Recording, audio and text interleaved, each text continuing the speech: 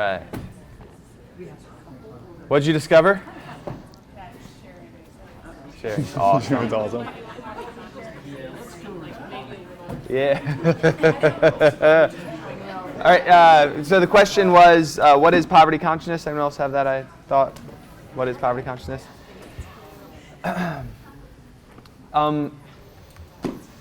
It's the idea that there are not enough resources to go around.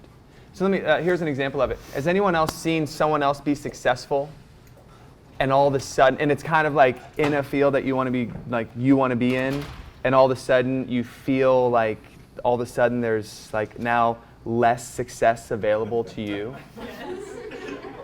You anyone felt that? Yeah. Right? And you see someone doing something like they're really good and they're reaching a lot of people, and you're not happy for them, you're sad for yourself. That's poverty. That the consciousness of that is, and how that manifests is your belief is that because they have attained something, it limits your ability to attain the same thing. As if there's scarcity in the world. Resources are limited. No, they're not. Not in the way we're describing it. The resources that we are looking for that will help us achieve what we want in our lives is not limited at all. But if you believe that it is, then it is.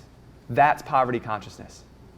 So all of a sudden you are at odds with other people because you are competing against them for a limited amount of success, a limited amount of resources. But here's when it gets crazy. Is there a limited amount of love available? No. Is there a limited amount of success available? Is there even a limited amount of money available? No. No. Money just follows value. The question is, what value are you providing in your life to someone? If it's that's your business. That's my point. Is and it's very interesting. John and I, we've been in this process for the last couple of years. The business history, it's been all up and down. It's been crazy. We don't have enough time to talk to you about it. But in 2016, we decided the business structure as it looked then needed to change. The partnership was deteriorating, and it had been for about a year and a half. And we were like, everyone was just looking in different directions and wanted different things out of their lives. We had 2 other partners besides Chris and I. Yeah, there's 4 of us. One, Jimmy, was the other. Our oldest brother was a part of it, and then one outside the family who was might like a as brother. well been a brother because we've known him. He literally changed my diapers when I was young. So he's known us for a long time. But everyone, John and I we had children at that point. The other partner had kids who were now almost out of high school and moving on, and the other brother didn't have any kids. And so all of a sudden, priorities for all of us just started changing in our lives, and we're just looking different directions. And so we decided to split the business. So we bought out our one partner, and we separated the business internally so that oldest brother Jimmy took the 2 because we had 4 yoga studios at that point, 4 hot houses. And he took the 2 in Richmond with he and his wife. John and I took ownership of the 2 down here, one in Virginia Beach, one in Norfolk, and Yak's Yoga Concepts. And we had been off and running since beginning of 2017. So in that process, what we started really diving into, really beginning of 2015, is what is the next level for us look like? Is it more studios? Is there an online component? And so we've just been devouring information and hiring coaches, spending a lot of money trying to figure out where who has the resources that can help us, and trying to figure it out. And so we're in right now we're having discussions about what does that look like for us? What is that next level for us? And as we go out and we see people who are in our industry doing really well, this is my whole point behind it, is I catch myself in a poverty consciousness mindset as if, oh, we can't do that because they're already doing it. How many books have been written about love? Well, and you're practicing. But what we're doing is we compare ourselves. We're comparing. We're competing instead of coming from that place of love where we're sizing up, not feeling good enough, going back to that. I'm not worthy. I don't right. deserve. That's why it all comes back to that. That's right. And whatever your this is like my point is whatever your message is, whatever you want to bring into this world and help people with. My point behind how many books have been written about love, how many books have been written about marketing, how many books have been written about child rearing, how many books have been written about online marketing, how many books have been written about whatever your yoga, but what and how can you carve out your niche, because no one is you. No one has a perspective or the history or the experiences that you've had. And so the problem with poverty consciousness is that it keeps you from enacting on what you want in your life and what you know is your song to sing. Because you look at other people and you compare yourself to them and their success, and you say, because they're doing it, there's not enough for me to do it. And my point is, yes, there is. And because you're unique and you have a special song to sing, when you sing it, people will be attracted to you because of your energy and how you're singing it. Your book because of how you wrote it. Even if there's one right next to it, talking about the same stuff. Your teacher training because how you teach it. Right? Should you want to move and do this stuff? Right? Does that clarify poverty consciousness? It's the mindset that there's limited resources in fields that there's not limited resources. Yeah. Yes. But realistically, you have to work to be better than everyone else in your field. Like you have to have some what drives you then?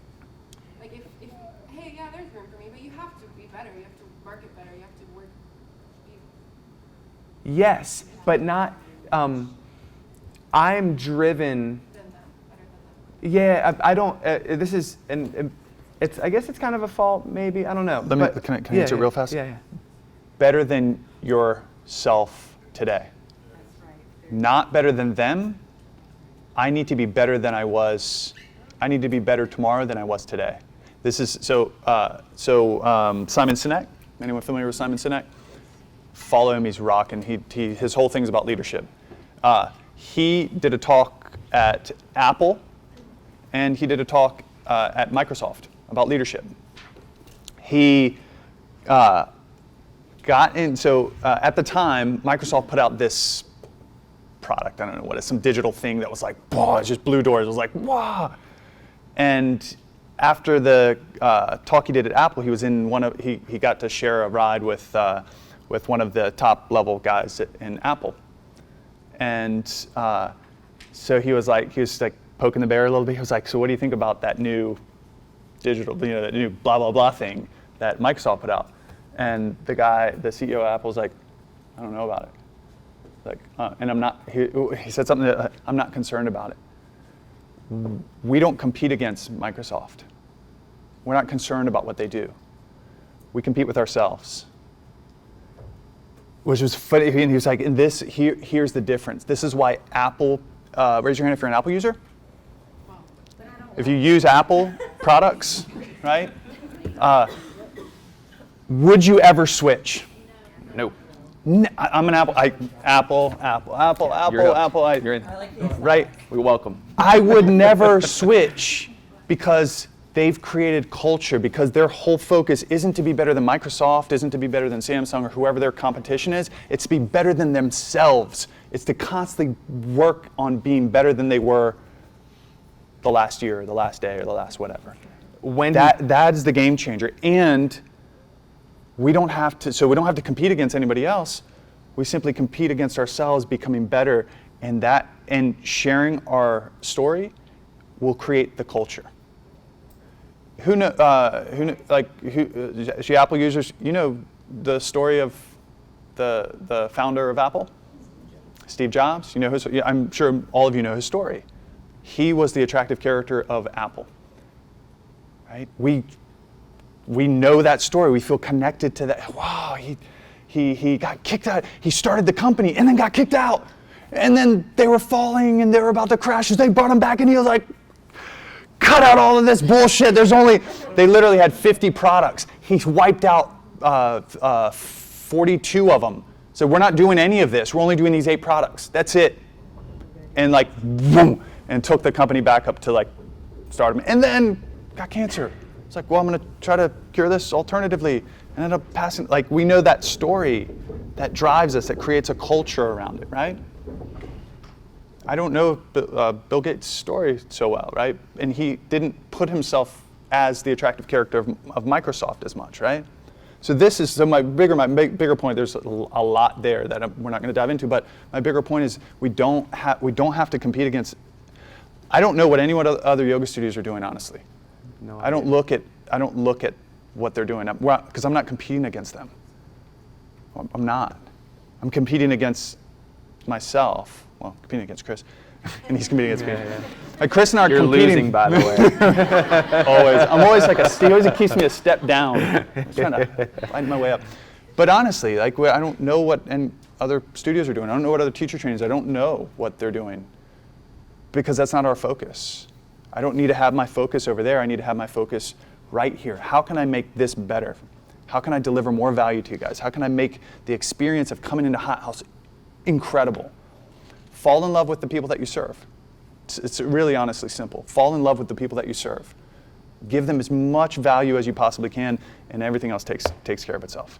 Because when you're coming from abundance consciousness and you know there's no limited resources, you're willing to give. If you're willing to give, the receiving happens in the act of it. This is what Deepak Chopra talks about. Giving and receiving are just like, they're just opposite ends of the same coin. And you create space when you give for the receiving to happen. Reciprocity. Anyone ever like been given something that you didn't ask for? All of a sudden someone just gave you this gift. What was your natural inclination? Well, what can I do for you? Can I do anything for you? But what's happening is the idea of abundance consciousness means I'm not worried about giving, because the poverty consciousness says if I give, I need to be given something in return. There's a natural give and take. It happens. It's embedded in in like what we do. It's embedded in like the universe. There is a give and a take always. But when your focus is on giving with the faith that in the giving, the receiving is happening already, and we're kind of in like right now the conversation is kind of like in money and what you want to do with your life and like creating value to get money and all that stuff. It's as relevant to that conversation as it is to love, because we do the same shit in love. I'm only going to give love if I know you're going to give it back to me. It's conditional. Yeah. Something else that I actually became aware of not too long ago is that sometimes we choose a path because you've compared yourself and go, oh, they've done that, so I know I can do that. And then you don't follow your true gift. And then you try something and you chose something. Do you see the opposite of that comparing where you compared yourself, oh, well, they can do it, I can do it. And then you chose the wrong path and you were like, why am I still not happy? And I hate to admit that I saw something in me that I had done that. And how many times have I chosen something, not because of something truly inside that I wanted, but because, oh, if they can do it, I know I can do it. Right. It wasn't my truth, it wasn't my gift. Right. And that's time that's wasted. Yeah. Mm-hmm. Yeah. So the energy. Well, I would reframe that. It's not time wasted. But Time devoted to something that you know now is not your thing. sure. And It's a I sam- mean, it's a you don't sample, have Jade. to believe it's the same. You end up It's in a the same sample. place, but it makes it. The other way of looking at it will potentially have you miss an opportunity of insight in why you did what you did and why you are where you are. The way of looking at it, like, oh no, there's a reason for that. Thomas Edison, 10,000 tries with the incandescent light bulb. 10,000 times tries of fails. 10,000. Imagine 10,000. At like 1,130, I'm like, all right, I think it's done. I'm pretty sure this isn't my calling. I'm like, you know, like, and what? No, right, but my point is, when he was said, like, hey, how did you, like, you had 10,000 failures, he's like, no, I didn't.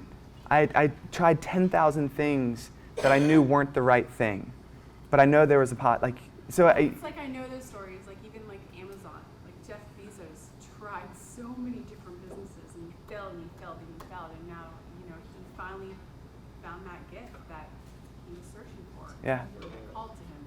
Yeah. So it's, I know. Or how about like in relationships? Every relationship that didn't work, every person you've ever dated, the failures, right? They just gave you more clarity as to the person that you do want in your life, right? They weren't failures. They gave me good information as to, well, that's not it, and that's not it. And specifically, these characteristics are things that I would like to not have in my next significant other. But it's all in perspective. So I would just like, for your own like well-being, it wasn't wasted. Like you're there. And I used the wrong term, but yeah. I know. We're- Everything's like exactly the way it's supposed to be.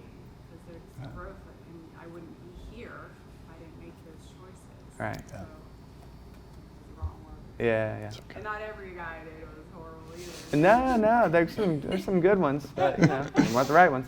Right. Not the right one. Does that make sense, poverty consciousness, and like the willingness to give, because it's in the act of giving that we will receive?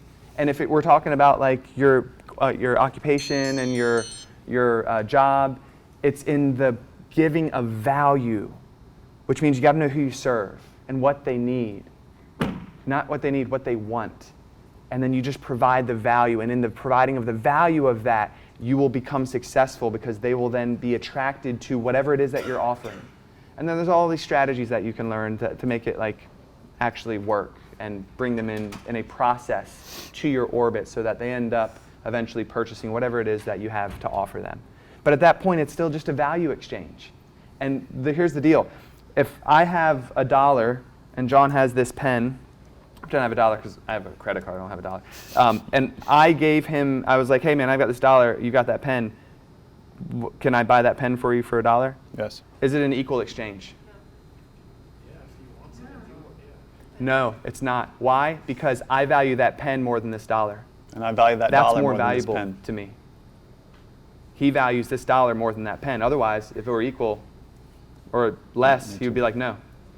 If that was a pen that like, right? If that was a pen that Kelly Slater, a surfer, he's like the world, absolutely like the GOAT, greatest of all time surfer, hands down, no question. Probably greatest all-time athlete. Yeah, if you wanna like go. arguably. If he had used that pen, this $1 better be $1,000 or $20,000 or more. Why? Because the story behind that pen just increased the value of it. All of a sudden it has more value. And now I'm willing, because Kelly Slater, because I love him too, he wrote with that thing, I need more money because the value of it increased. Could this be a $10,000 pen? Sure. It's like If Chris had a contract he needed to sign right now that was worth $1 million, would he pay $10,000 for this pen? Oh, hell yeah, he would. Right, in a second, right? He would if it was exactly like Antoine said. If it was the only pen around, like there's a pen. How much will you give to me? Right. So the idea is like it's a value. It's value. How valuable is it? So whenever, my point is, what I wanted to just articulate for the last, because that living was like, okay, we're going to move on to the next thing, was when you're providing a service and someone is willing to pay for it, don't get caught up in, oh, like, but they have to pay money for it. And that poverty consciousness, they value the service you're providing more than the money they have. Otherwise, they wouldn't exchange it with you. And if you're providing a good service that's actually giving them the result they're looking for and solving a real problem in their lives, they will happily give you as much money as is required to solve that problem. It's just a value exchange. Coming from an abundance consciousness, you have to realize that so you're willing to say, you know what, this is very valuable. And I'm willing to charge for it so that you know the value is there on your side, and here we go. Let's have a, now everyone is happy because I've gotten what I need to help me in my life, because that's how we live with money. And you've gotten what you need in your life because I've helped you solve a problem that's real for you in your life. And when I know that exchange is not equal, and you value this more and I value that more for right now, then we can engage in relationship together without any like, oh, like I feel bad because it's money. We all have money shit, right? Especially in the yoga world, guys. You'll see it. You'll get out. You'll finish this program. You'll get out there and you'll be like, I don't want to charge for it. And you may decide, okay, I'm going to do it for free. I'm going to build up my skills and work and do whatever. You could go to a studio and do that. But there's going to be a point where you need to. It's so rampant in the yoga world. We feel like it's spiritual, so I shouldn't charge money for it. But do you want to?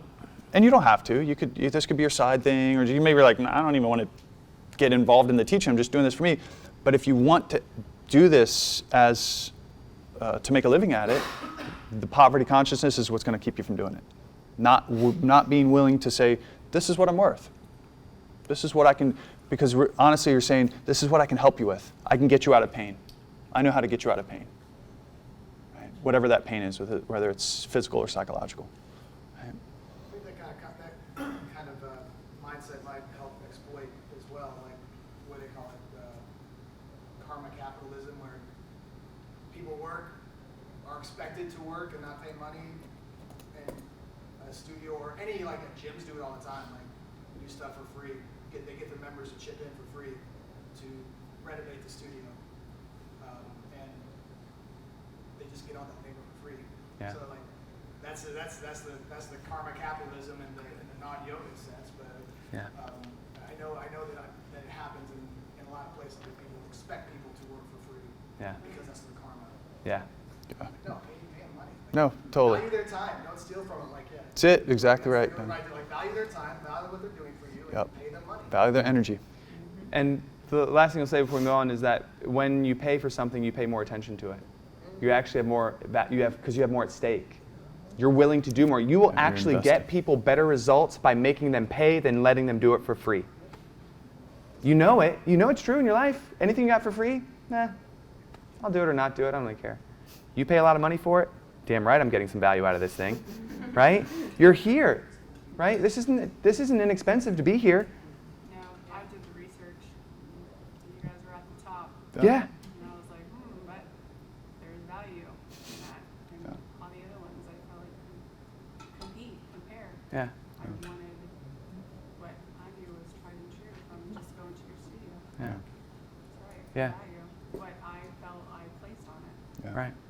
And your willingness to be here for 8 weekends, like taking time out of your life, an entire weekend, an entire Saturday, entire Sunday, to forget the money, think about the energy input that you're doing, and the effort input that you're putting into this, right? If you didn't pay that, I guarantee, after the first weekend, half of you wouldn't be here. If this was a free thing, maybe, because I think we delivered pretty good on the first weekend. Yeah, this is our program. But you guys get my point, right? Like, I'm trying to help the poverty consciousness idea and the money stickiness around money by saying, like, just look at your own lives. When you pay for something, you pay more attention to it, and you get more results at it. The person gets more results. So anytime you're confronted with, should I make them pay or not? Even if it's just a little bit, it just gives them a stake in the game, in their own well-being, for them to do the effort of something that they are asking for as a result in their life. And then when they say, I got some skin in the game, all of a sudden they're more motivated. So they get better results, and you give them transformation. I'll give one quick story, and we're going to move on. But one of our coaches, when he was kind of in the beginning of his career, did a live event. So he had a small email list and put it out there. Hey, I'm doing this live event. It's $5,000 for the weekend, and he had 3 people sign up. And then he realized, holy shit, I can't have only 3 people. This is supposed to be a whole live event. I can't just have 3 people. So he invited all his friends and family to come for free. 3 people paying. The rest of the room didn't pay anything, right? They were there for free. And this guy is a ninja. Like, what he's teaching is like high level. People are paying, will pay $1 million for him to come and transform their business in a weekend. And right? give him 10% of the equity of whatever he provides for him. He's at that level, guys. This is a little earlier in his career, but he's like phenomenal at what he does. Did the weekend, did the whole thing, checked in with all of these people. Obviously, friends and family were easy to do, but checked in with all the people. Did he say that he invited friends and family to look like? Did he say that? Mm-hmm. Okay. To fill the room, right? What else thinking about? The 3 people that paid $5,000 had multi-million-dollar companies. The rest of the room, nothing.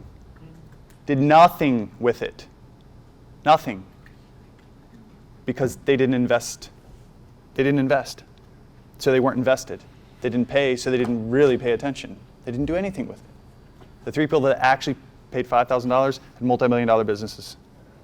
Right? So this is to Chris's point, like when we invest our time and energy, our money, we pay attention. We know it's there. All right, so let's jump to the next one. Brahmacharya, moderation, practicing balance. When the practitioner is established in impeccable behavior, energy flows to him. Yoga Sutra. Moderation is about balance. Everything we think, say, and do must be in the service of creating a balanced life so that we may access our full potential. To find moderation in our lives, we must find the middle path with the way we spend our time and use our energy. We give our will. I think I got your pen, Chris. Give my pen back. We give our willpower to our habits and addictions, whether they be alcohol, tobacco, caffeine, money, sex, working out, etc. Anything in excess will become toxic for the system. Our work is to shine the light of our awareness on where we're out of balance and to consciously reclaim our power to choose. Despite the staggering amount of evidence that excess destroys our dreams, there appears to be a human blind spot when it comes to the possibility that our most passionate existence may actually be accessed through balance and moderation. Rolf Gates. All right, pull out your journals. Oh, this one's going to be juicy.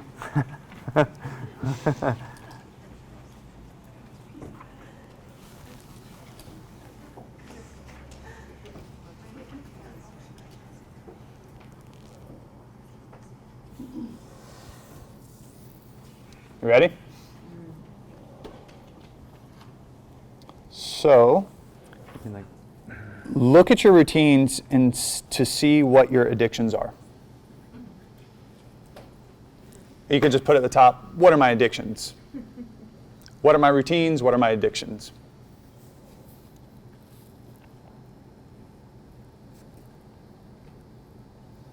And the next question is, do you have the power to choose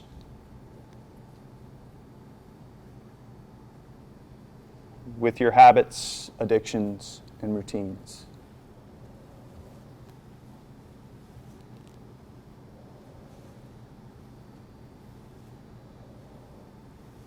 Anyone need that again? Do you have the power to choose within your habits, addictions, routines?